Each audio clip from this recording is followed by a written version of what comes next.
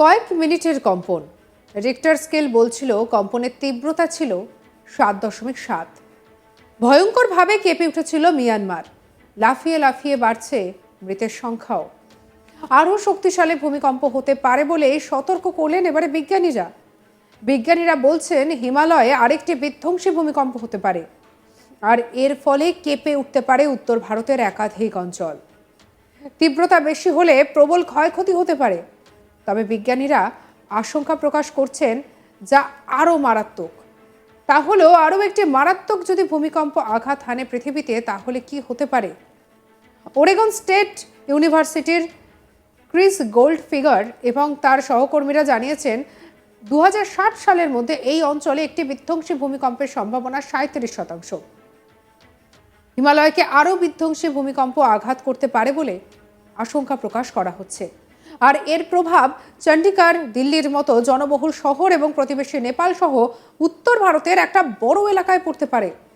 এই ভূমিকম্পের ফলে প্রাণহানি এবং ক্ষয়ক্ষতির একটা বড় অংশ নাকি হতে পারে ভূমিকম্পের ফলে, তাও জানা গিয়েছে। তবে ঠিক কবে আঘাত হানতে পারে এই ভূমিকম্প তা এখনো জানা যায়নি। বিশেষজ্ঞরা আসন্ন হুমকি সম্পর্কে সতর্ক করেছেন। হিমালয়ের ভূমিকম্পের মাত্রা 8 মাত্রার হতে পারে। এর প্রভাব ভয়ঙ্কর হতে পারে। এই ভূমিকম্প রাজধানী দিল্লিকেও ধ্বংস করে দিতে পারে, এমনকি আপনার প্রিয় শহর কলকাতাও শেষ হয়ে যেতে পারে। ভাবতে পারছেন কি বিধ্বংসী হয়ে উঠতে পারে? আসলে মিয়ানমারের ভূমিকম্প নতুন করে ভয়ের সৃষ্টি করেছে। সেখানকার রিক্টার স্কেলের 7.7 মাত্রার এই ভূমিকম্প রীতিমতো ভয় ধরিয়ে দিয়েছে। সেখানে দেখা গিয়েছে রাস্তায় ফাটল, বহুতল নড়ে গেছে, আর এরকম একটা পরিস্থিতি।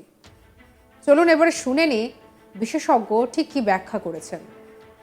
এটা কি শুধু কলকাতা শহরের জন্যই এই বিপদ সংকেতটা, নাকি অন্যান্য ভারতবর্ষের অন্যান্য যে বিগ সিটিগুলো রয়েছে তাদের ক্ষেত্রেও এই সংকেতটা? হ্যাঁ, ন্যাচারালি শুধু কলকাতা নয়, কিন্তু আমরা যেটা বলছি সমুদ্রের উপকূলবর্তী অঞ্চল থেকে 70 কিলোমিটার ডিস্টেন্স পর্যন্ত যে সমস্ত স্থানগুলো রয়েছে তাদের 90%ই সাবমার্জড হয়ে যাবে।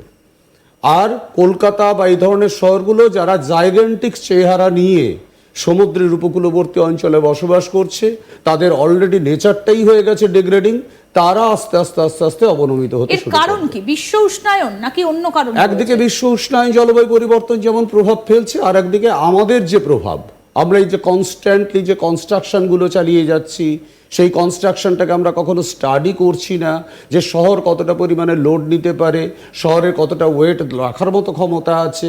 এবং শুধু তাই নয়, আরেকটা যেটা বড় জিনিস, এই সমস্ত কিছু করার পেছনেও কিন্তু যদি পারফেক্ট প্ল্যানিং থাকতো, যদি সেটাকে আমরা সঠিকভাবে মনিটরিং করতাম টাইমলি, তাহলে কিন্তু কলকাতা শহর এই মুহূর্তে হারিয়ে যাওয়ার মতো শহর নয়।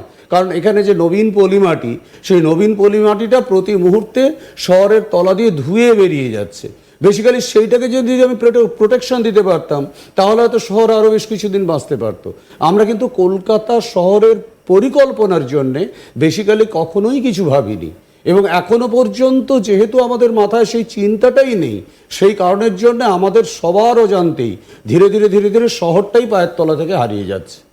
কিন্তু একটা জিনিস বলুন, যে প্রশাসনের তরফ থেকে তো ডিজাস্টার ম্যানেজমেন্ট রয়েছে, বিভিন্ন দফতর রয়েছে, তারা কি কখনো এই বিষয়গুলো বা আপনাদের এই যে রিপোর্টটা, সেগুলো নিয়ে কখনো ভেবেছে বা আপনাদের সঙ্গে কখনো যোগাযোগ করেছে?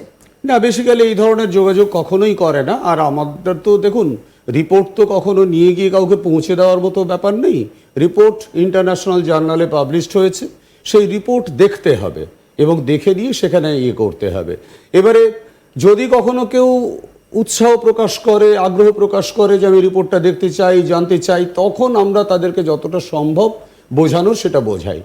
কিন্তু কলকাতা যে বিপদসংকুল, এটা কিন্তু রিপোর্ট দেখে বোঝার দরকার নেই। অলরেডি আপনারা বেশ কিছুদিন আগে দেখেছেন যে প্রায় 35খানা বাড়ি হেলে পড়ল। হাওড়ার পাশাপাশি বেলগাছিয়া কি ভয়ঙ্কর বিপর্যয় চলছে, ল্যান্ড ধসে যাচ্ছে মাটির তলায় ধসে যাচ্ছে। মানে মাটির তলায় কোথাও তো ফাঁপা জায়গা থাকতে হবে, নাহলে ধসে যাবে কোথায় মেটেরিয়ালটা। ফলে ন্যাচারালি এইটাই হচ্ছে চেহারাটা মাটির তলাকার। এবারে সেই মাটির তলাকার চেহারাটাকে যখন প্রকাশ পায়, রাস্তায় হঠাৎ করে সাবসাইড করলো, আমরা কি বলছি যে পাইপলাইন ফেটে গেছে। আপনি গিয়ে ওখানে পাইপলাইন দেখতেই পাবেন না, দেখবেন যে শুধু একটা ফাঁপা জায়গা। এই যে সাবসাইড করলো, মেটেরিয়ালটা গেল কোথায়? এতদিন রাস্তাটা দাঁড়িয়েছিল, সেই মেটেরিয়ালটা কোথায় গেল?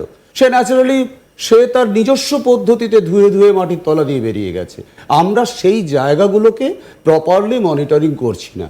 কোনো জায়গায় একটা সাবসাইড হয়েছে, আমি সেখানে গিয়ে কিছু একটা মেনটেন্যান্স করলাম, সেখানে নতুন করে আবার একটা রাস্তাটা বানিয়ে দিলাম, কিন্তু তার পার্শ্ববর্তী অঞ্চল, তার পাশাপাশি মাটি, সেটা কি অবস্থায় আছে আপনারা তো দেখলেন। একটা মেট্রো রেল খনন করতে গিয়ে বউবাজারে কি ভয়ঙ্কর বিপর্যয় হলো। করতে তো গেছিল একটা টানেল যেটা দিয়ে করছিল সেখানে একটা দুটো বাড়িতে ধ্বংস হতে পারত, কিন্তু বেসিক্যালি টোটাল বউবাজার এলাকাটা ধ্বংসের দিকে এগিয়ে গেল। এই যে বিষয়গুলো, তার মানে তখনই তো বোঝা যায় যে মাটি অ্যাকচুয়ালি ধরে রাখার মতো ক্ষমতা হারিয়ে ফেলেছে। মাটি হারিয়ে ফেলেছে সেই ক্ষমতাটা, আমরা তাকে মনিটরিং করিনি যে কিভাবে মাটি এটাকে ধরে রাখতে পারে, তার জন্য আমরা যথোপযুক্ত পরিকল্পনা নিইনি, যার ফলে আলটিমেটলি কিন্তু ধীরে ধীরে বিপর্যস্ততার দিকে আমরা এগিয়ে চলেছি। একদম যে পদ্ধতিতে এটা হচ্ছে সেই পদ্ধতি কিন্তু কখনোই ভাবছে না যে এই পারমিশন যেগুলো দেওয়া হচ্ছে এতেই কিন্তু কলকাতার মৃত্যু হতে পারে।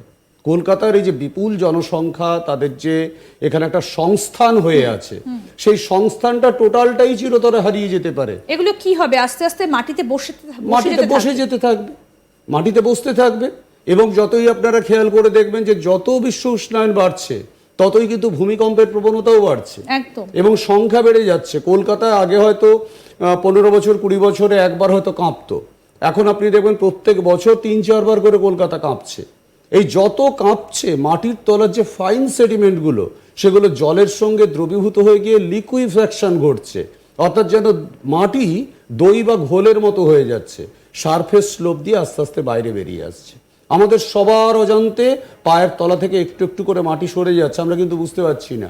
আমাদের যে বাড়ি ঘর, কলকাতার এই যে বিস্তীর্ণ পরিসর যে বিষয়গুলো, সেটা টোটালটাই যেন একটা সাজানো বাগানের মতো।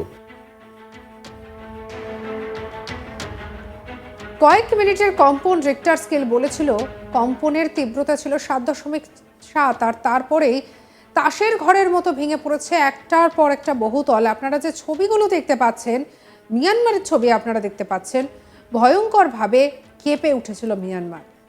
লাফিয়ে লাফিয়ে বেড়েছে মৃতের সংখ্যা।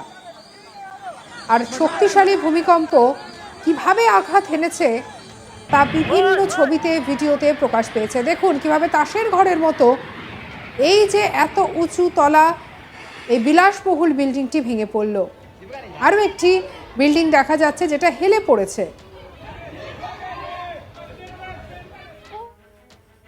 সঙ্গে রাখুন আজ তাক বাংলার ইউটিউব চ্যানেলকে। আরও অন্যান্য খবরের জন্য লাইক করুন, শেয়ার করুন, সাবস্ক্রাইব করুন, হোয়াটসঅ্যাপে ফলো করতে ভুলবেন না।